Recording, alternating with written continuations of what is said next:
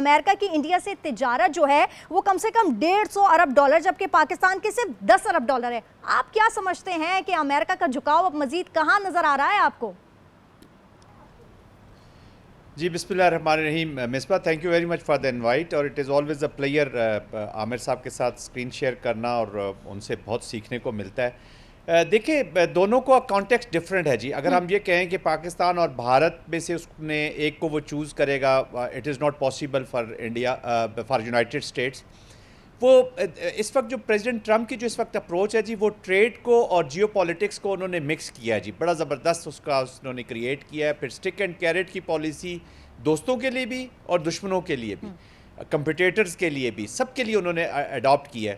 تو وہ میرے خیال میں ان دونوں کو سیپریٹ دیکھنا چاہیے. اور ہمیں بھی مصباح, میں آنیسٹلی بتاؤں, آئی ول بی مور پراؤڈ کہ ہم اپنے آپ کو ابھی جو بھارت کے ساتھ ہمارا جو ہر چیز میں ہم اس کو لے آتے ہیں, ہر ایک چیز کے ساتھ کمپیریزن کرنا شروع کر دیتے ہیں, اس کو بھی ہمیں ختم کرنا ہوگا جی.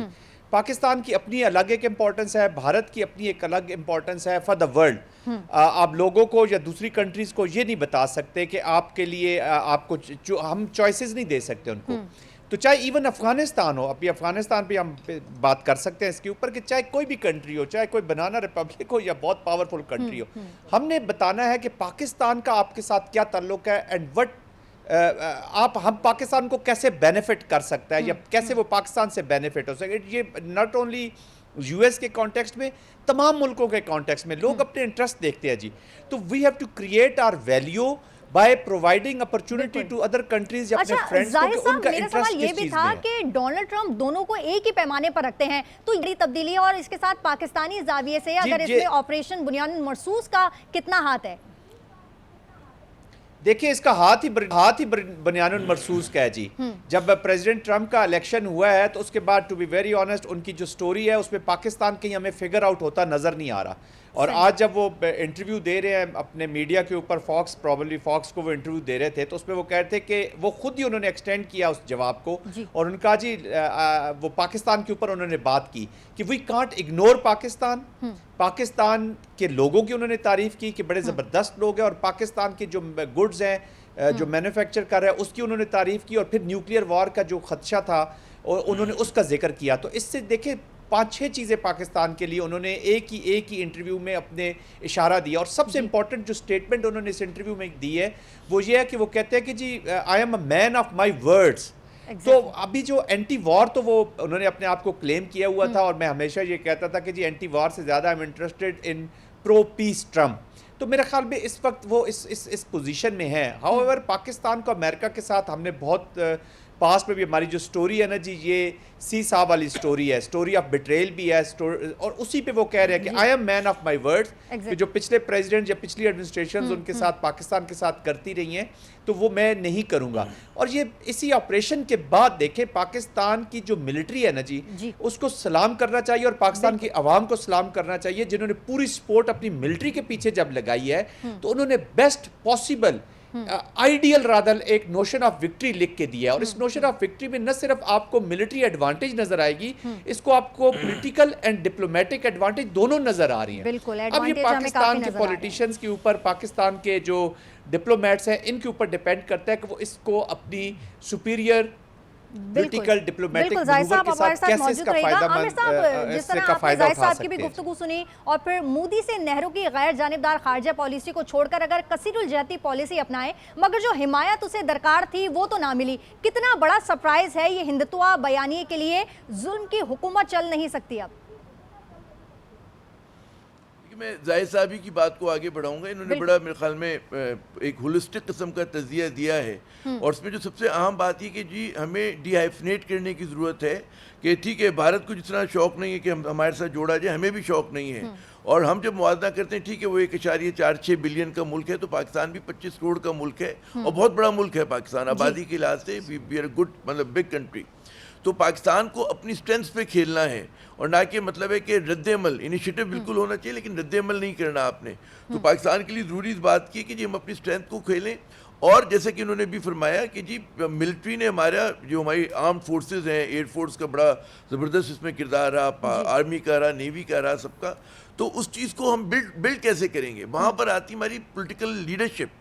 بعض اوقات یہ ہوتا ہے کہ آپ میدان میں جنگ جیتتے ہیں اور آپ میز پہ ہار جاتے ہیں. میز پہ آپ اس چیز کو کیش نہیں کرا سکتے، اور اس کے لیے ضروری ہوتی ہے کہ آپ کے یہاں ڈپلومیٹس میں اور پولیٹیشین میں وہ کیپیسٹی اور ایبلٹی ہو کہ جو جا کے ٹرمپ سے گفتگو کر سکیں. اگر بھارت سے مذاکرات ہوتے تو اس طرح سے ان کے ساتھ بارگین کر سکیں.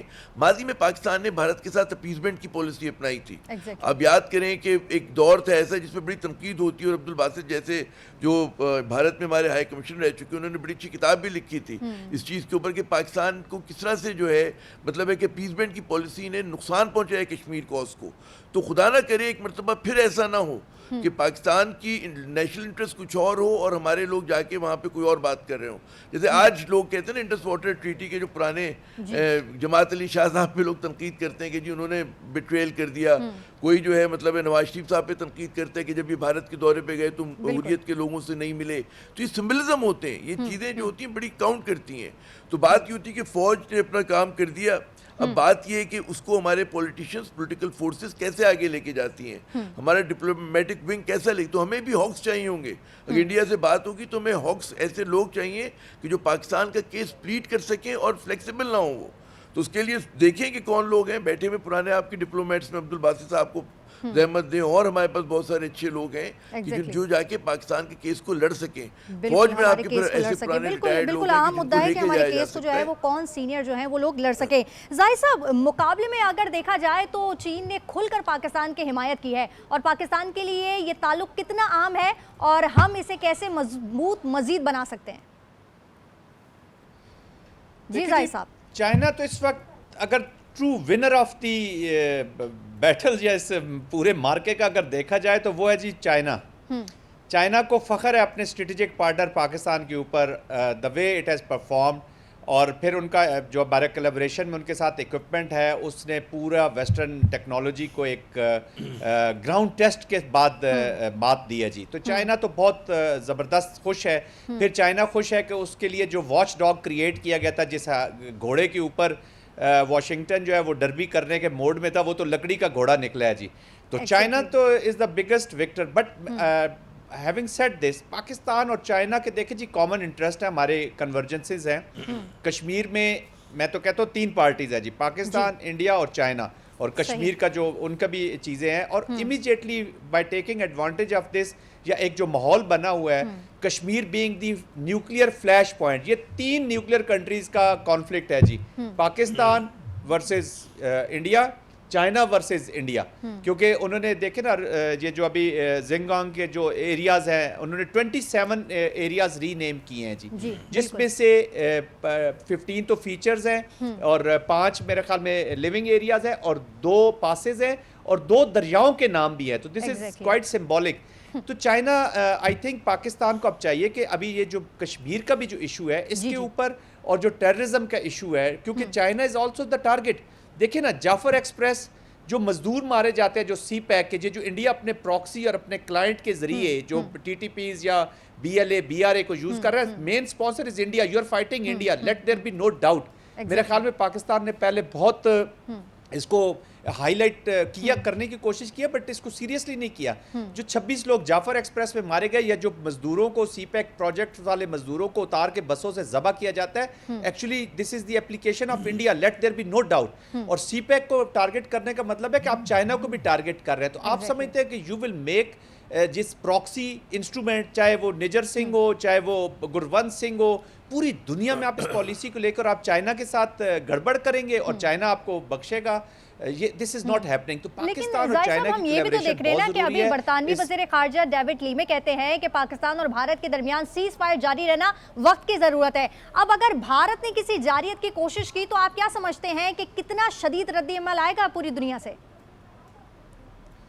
پوری دنیا سے تو آئے گا کہ نہیں آئے گا جی، اب تو ضرور آئے گا، کیونکہ this is a conflict between 2 nuclear status. मिसबत try to understand, और हमारे देखने वालों को ये समझना चाहिए ये कोई अफ्रीका के हुतूज और टुटसीज का नहीं हो रहा, या ये कोई दो क्लान्स आपस में अफगानिस्तान में नहीं लड़ रहे.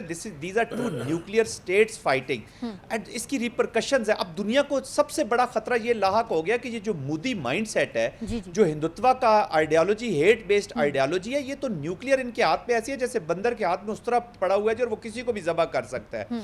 तो अभी कॉन्शियस हो गया दुनिया. ये जो स्क्रैम्बल किया है ना, डिप्लोमेटिक स्क्रैम्बल किया, लोग एकदम भागे हैं इन आवर्स. इतनी डिप्लोमेसी को हमने स्पीड में एक्टिवेट होते, कॉन्फ्लिक्ट्स पहले भी होते रहे हैं जी, एक सिस्टमेटिकली और कैलिब्रेटेड इम्पैक्ट इम्प्लीमेंटेशन होती है डिप्लोमेसी की भी. लेकिन यहाँ तो एकदम स्क्रैम्बल किया है. ऑलरेडी अमेरिकन ने 3-4 पोजीशन लेके वो बैठा हुआ था, लेकिन इमीडिएटली उस कॉन्फ्लिक्ट रेजोल्यूशन वाले ऑप्शन को उसने अडॉप्ट किया कि हमें ये फौरन अडॉप्ट करना है, वरना तो ये जिस तरीके से मिसाइल्स का जब ये एक्सचेंज शुरू हो गया तो इसके बाद व्हाट नेक्स्ट. तो एस्केलेशन लेडर पे ये बहुत हावी था. पूरी दुनिया को पता है कि ये कितना नुकसान देगा, और अब चाइना के लिए खतरा बहुत बढ़ गया है जी, कि ये जो माइंडसेट है एक्सपेंशनिस्ट पॉलिसीज के साथ, ये तो कल अगर एम्बोल्डन हो गया और इसका ये डर और ये जो खौफ खत्म हो गया, तो ये चाइना की तरफ बढ़ेगा.